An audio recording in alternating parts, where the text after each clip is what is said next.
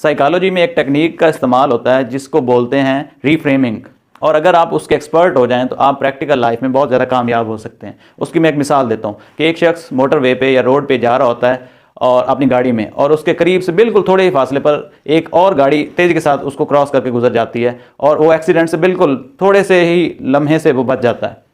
तो उसको बड़ा गुस्सा आता है, वो बड़ा उसको बुरा भला कहता है, बड़ा उसको गालियां देता है, और वो उसकी कोशिश होती है कि मैं इसके करीब जाके इसको दो चार और सुनाऊं। तो वो क्या करता है कि वो रोड की दूसरी साइड से, अपोजिट साइड से, जो उसका रास्ता नहीं होता उस साइड से जाके उसके करीब गाड़ी लेके आने की कोशिश करता है ताकि उसको फेस टू फेस गालियां दे सके। जब उसके करीब कोशिश करता है आने की तो सामने से एक और गाड़ी आ रही होती है जिसकी वजह से उसका बड़ा बुरा एक्सीडेंट हो जाता है और वो मरते मरते बड़ी मुश्किल से बचता है। अब अगर जब वो दूसरी गाड़ी उसके करीब से गुजरी थी तो उस वक्त अगर वो उसी सिचुएशन को रीफ्रेम करता, बजाय इसके कि वो उसको बुरा भला कहने या उसको गालियां देने के बजाय वो ये सोचता कि हो सकता है उसके कोई मरीज़ हो, उसने हॉस्पिटल जाना हो, कोई इमरजेंसी उसके साथ हो रही हो, तो फिर वो यकीनन उसको बुरा भला कहना और गालियां देने से अवॉइड करता और उसका एक्सीडेंट भी बच जाता।